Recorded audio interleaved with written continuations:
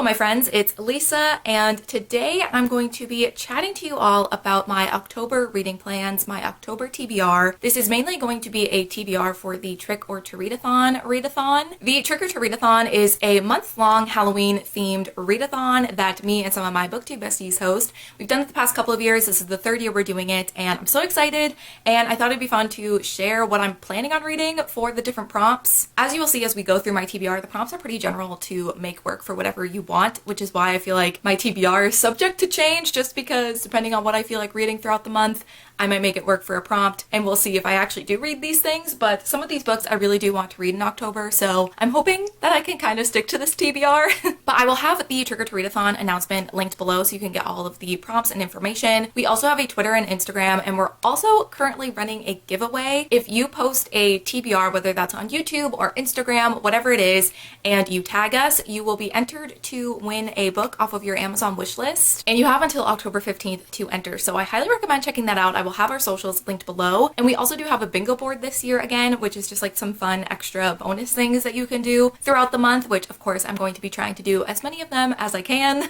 But yeah, I'm just going to get started, share my TBR for the Trick or Treat-a-thon, and I also have some other books that I just want to read next month in general, even if I don't read them for the readathon. So let's just get into it. So let's start with the books that I plan to read for the Trick or Treat-a-thon. Also, all of the prompts for the readathon are based off of classic slasher movies. So the first one is for Halloween, and that is to read a book that gives you autumnal vibes. So definitely one that's pretty open, and one that I feel like I'm probably just gonna see what I feel like reading in the month of October and count it towards this. I do have a few options of what I'm planning on maybe trying to read for this prompt, but I do have like multiple books that could fit. So a book that I placed a hold on through Libby probably at least a month ago now, and hopefully will be coming in during the month of October, is Nettle and Bone by T. Kingfisher. This is the Winers Book Club book for September, but I don't know if I'm going to be able to read it in time for that live show. It all depends on when Libby plans to give me the book, but if I can't make it for the live show, I still want to read the book because it sounds really great. The kind of top of the description alone is really all I want to know before going into it. It just says this isn't the kind of fairy tale where the princess marries a prince.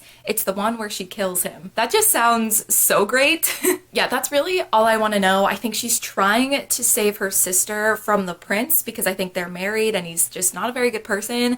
So she's trying to go on this quest to do all these certain tasks and get all these certain things to help save her sister, but it just sounds really great. It sounds perfect for this time of year. I feel like the cover itself and also the kind of darker fairy tale aspect to this book definitely gives me autumnal vibes. So we'll see if this is the one I end up reading for this prompt, but this is definitely in the running to be the one I read. I also have another couple of options. I did talk about these books in my end of the year TBR. I definitely pulled books from that TBR for the Trick or Treat-a-thon because I do want to read those books. So it feels like this readathon, these prompts, it would be a good time to do so. So another one that definitely gives me autumn vibes is The Night Circus by Erin Morgenstern. Ew, there's a hair on it. Go away.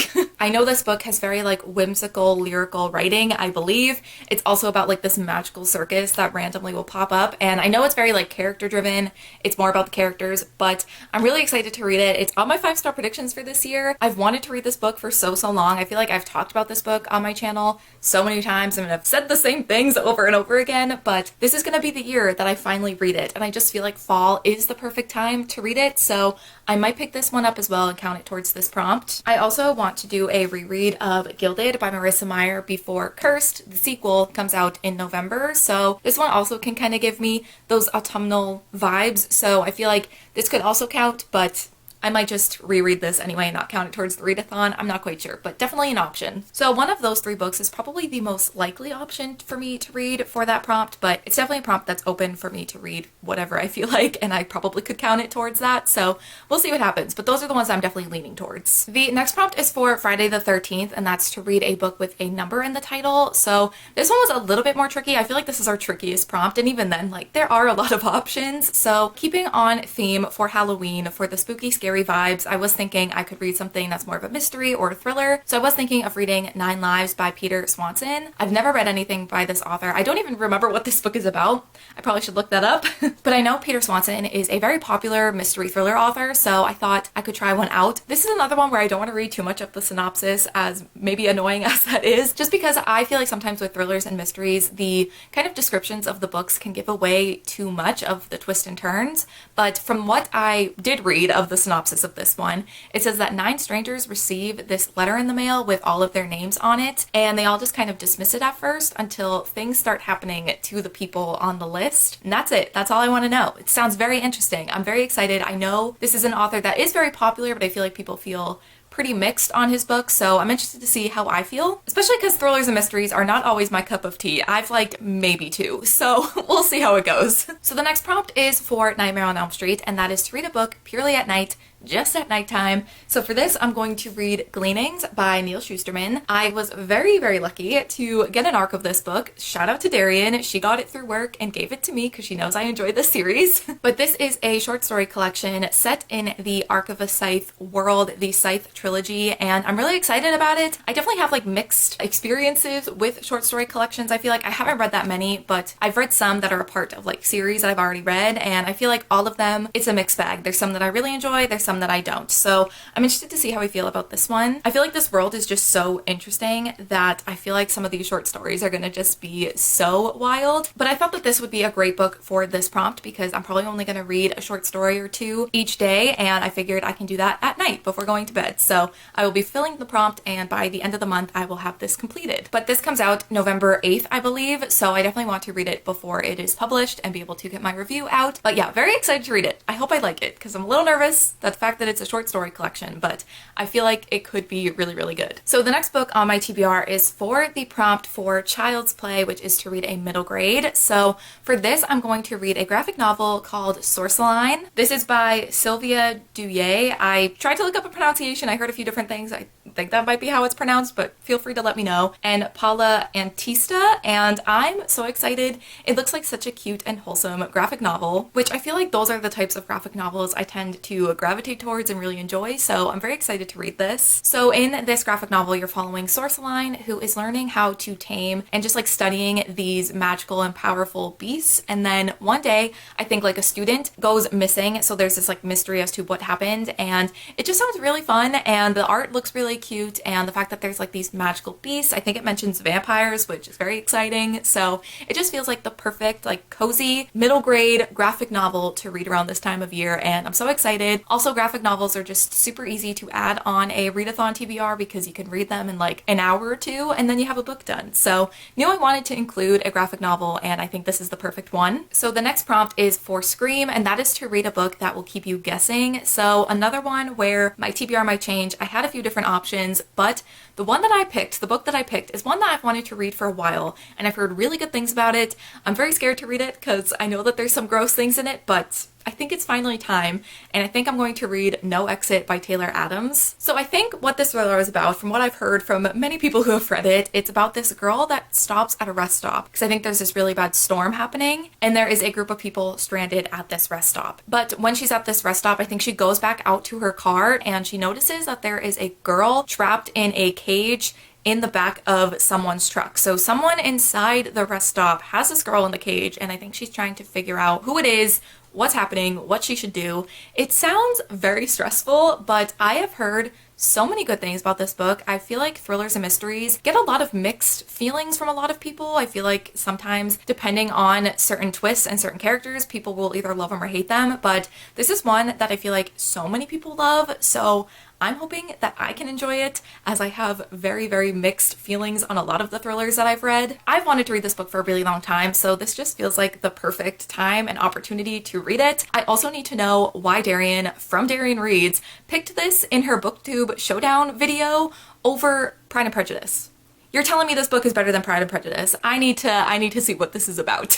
The next prompt is for Texas Chainsaw Massacre, and that is to read a book that takes place in the real world. So for this, I'm going to do a reread of Truly Devious. I kind of want to have a week or however long it takes me and just like marathon the series. I think there's going to be a 5th book in the series, so I can't do all of them because it hasn't been released yet, but the 4 that are out, I feel like it could be fun to just have a week where I marathon the whole series. So I think that that is what I'm going to use this for. So in this book, you're following Stevie Bell, who has been accepted into this private academy, and the people who are accepted are typically very gifted or very knowledgeable about a certain thing, and the thing for Stevie is true crime. So she goes to this school and she's like determined to solve this mystery that happened in the 1930s. So back in the 1930s, the owner of this academy, his wife and daughter go missing, and no one's been able to figure out what happened to them. No one knows what really happened that night, and Stevie is determined to figure that out. But when Stevie is attending the school, a mystery starts to happen in the current day timeline that Stevie decides to also help solve. So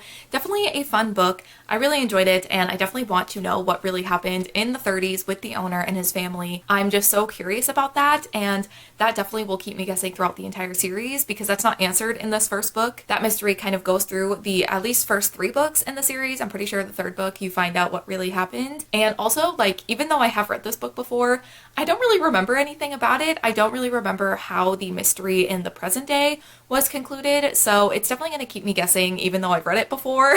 And that's the benefit of having a pea brain that forgets things very quickly. You can reread books and you're going to be just as confused and not know what's going on. So that's great. But yeah, I'm hoping that one of the weeks of the trick-or-treat-a-thon in October, one of my weekly vlogs will just be dedicated to reading this series, and I think the whole series will also just keep me guessing. So very excited to continue on with this. So the next prompt is for I Know What You Did Last Summer, and the prompt for that is to read a backlisted book. So for this, I'm going to read a not very spooky book, but I have to read it, and that's City of Emily Fire by Cassandra Clare. This could be considered spooky because of how chunky it is, but you know, that's fine. So this is the final book in the Mortal Instruments series. It's also the book we're reading in October for the Shadowhunters read along. So that is why I definitely wanted to make it work for my TBR in October, because I have to read it anyway. And I'm actually really excited to read this book. The Mortal Instruments, as much as it's not my favorite series out of all of the Shadowhunter books, it's still special because it is the series that started all of the books in the Shadowhunter world. So I am excited to read this final book, and I'm hoping I really enjoy it. I have not, on this reread for the read along, I haven't given any of the books in the Mortal Instruments 5 stars yet. They've all been, I think, like 3 and 4 stars. But this one, my original rating from when I read it the first time was 5 stars, and I'm hoping that I can keep that rating the same. I really hope I enjoy it. I'm really excited about it. I feel like I remember really enjoying it. I really like the way everything wrapped up, so I'm hoping I like it the second time around. I don't know, we'll see. I'm also just a sucker for finales, for endings. I always get really emotional reading final books and series, or like the series finale of a show, whatever it is. I just get very emotional reading endings of things. So there's a good chance I'll cry reading this. Who knows? I'm hoping that I enjoy it though. The next prompt is for Slumber Party Massacre, and there are a couple different ways that this prompt can work. One of them is to start a book or read a chapter of a book during one of our live shows. We're planning on doing live reading sprints at least, I think, once a week throughout the month of October, so you can do that. Or you can buddy read a book. So my plan for this prompt is to read Emma by Jane Austen. How many times have I mentioned this book on my channel this year? I don't know, too many times, but I'm gonna read it in October. It's gonna happen. Me and Darian are planning on buddy reading Emma, but I was also thinking even if we can't for some reason, I will just start it or read a chapter of it during one of our live shows and count it towards that, because I do need to read it. I do need to start working on my next 5-star predictions video. So I will be reading in October. Hopefully Darian can join me. Hopefully we can buddy read it. I'm excited, but I'm also nervous because I've seen some mixed reviews of this book. I think I just assumed everyone loved this book, but that is not the case. So I'm a little nervous that I'm not going to enjoy it, but it is a 5-star prediction and I hope I'm right. Okay, so the final prompt for the Trick-or-Treat-a-thon is for My Bloody Valentine, and that is to read a book that features a romance. So I have found the perfect spooky romance book, and that is The Dead Romantics by Ashley Poston. I'm so excited about this. I've been excited about it since I heard about it. I have read some other books by this author and I really enjoy them, and this is her like adult debut. It's an adult romance, which she's never written before, I don't think. So I'm very excited about it. So in this book, you're following Florence, who's actually a ghostwriter for a famous romance author, and she's looking to get an extension on the next book that she's writing, but her new editor is being very difficult and isn't allowing that. But then she gets a call from her family that her father has actually passed away. So she has to return home, return to the funeral parlor that her family owns for her father's funeral. But while she's at this funeral and at the funeral parlor, she sees a ghost that happens to be the ghost of her new editor. And it just sounds so great. I mean, who doesn't want a romance between a human and a ghost? I don't know. This just seems like the type of book that's going to have the perfect mix of a kind of more sad and more serious tone, but also going to be a little bit fun. It's a romance, so I think it's going to be a good time, and I'm just really excited to read it. I really wanted to read it in October regardless, but actually Brittany from Brittany and Books and Alyssa from yours truly Alyssa started a book club, the Besties in Books book club, I believe it's what it's called, and this is their first book club pick. They're reading this in October, so I highly recommend reading this with them and joining the book club. I'm very excited for their first book club live show. I think it's going to be so fun, so I'm reading it for that as well. But yeah, this just feels like the perfect like spooky season romance book, which is just everything I could ever want. So super excited to pick this up. All right, so those are all the books that I'm planning to read for the Trick or Treat-a-thon, and it's very ambitious. There's a lot of books. You also, if you're participating, do not need to pick a book for each prompt. You can double up as many times as you want. I just wanted to challenge myself to pick a book for each prompt, and obviously I have like multiple books for each prompt, so we'll see what happens.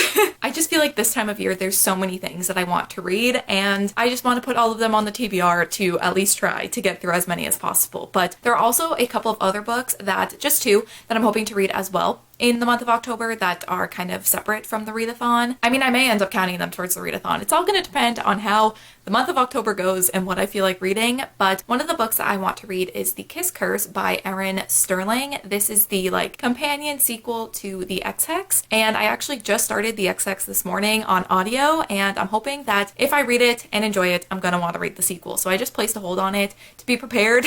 They're like witchy rom-com type of books. I don't know what The Kiss Curse is really about because I don't want to look at the synopsis for that one before finishing The Ex-Hex, but The Ex-Hex, you're following this girl who gets dumped by her boyfriend, or they break up with their boyfriend, and she decides to kind of curse him, but it's not kind of a serious curse, it's kind of just a joke. But then 9 years later, he returns to the town and they reconnect, and it turns out that the curse was actually real, it actually did work, and this family and this town is now cursed, so they kind of come back together to work together to stop this curse from destroying their town, and it just seems really fun. It seems like a very perfect spooky Halloween romance read, so very excited. Like I said, I did already start this. I've only listened to the first couple of chapters, but I'm already enjoying it. I'm already having a good time, so I'm hoping that I finish it and I enjoy it, and then I can read the sequel in October. And finally, the last book that I'm going to put on this TBR, because I think there's enough books on this TBR by now, but that is another witchy rom-com, and it's The Very Secret Society of Irregular Witches by Sangu Mandana, and I'm really excited about this. Again, another witchy rom-com, and it's about this girl who posts videos of her like doing magic online, not expecting to be taken seriously, because you're not supposed to, like, if you're witches, you're not supposed to post about or share your magic abilities, you're not supposed to make it known, but it does end up getting some attention, and she ends up being invited to this house to teach these three young witches how to kind of use their power, and she meets some unexpected people there. She meets this guy who's very protective of these girls, and I think it's going to be a romance between them, and it just seems like it's going to be like a found family sort of aspect as well, so it just seems really fun, and I just want to read all of the witchy rom-coms I think this year, especially because this year I've really gotten into romance, so these are the types of spooky books that I want to read this Halloween. So yeah, if you have any other like witchy or just like Halloween-ish themed rom-coms or romance books, I'd love to hear your recommendations below. But that's it. Those are all of the books that I am planning on reading in October for the Trick or Treat-a-thon and just in general. I definitely have a very ambitious TBR, but I'm so excited for this time of year. I'm so excited for Halloween season, so I'm hoping that I can get through all of these books, or at least most of them. I am planning on doing weekly vlogs throughout all of October, so if you want to see any of my thoughts on any of these books or see what I do end up reading, definitely stick around, subscribe if you want, and you'll be able to see all my thoughts on these books. But definitely let me know down below in the comments what you're planning on reading in October. If you have any exciting reading plans for the spooky season, I'd love to know. I also hope that you're participating in the Trick or Treat-a-thon with us. Definitely let me know if you are. We would love to have you join us, but that is going to be it for my October TBR. So thank you guys so much for watching, and I will see you in my next one. Bye.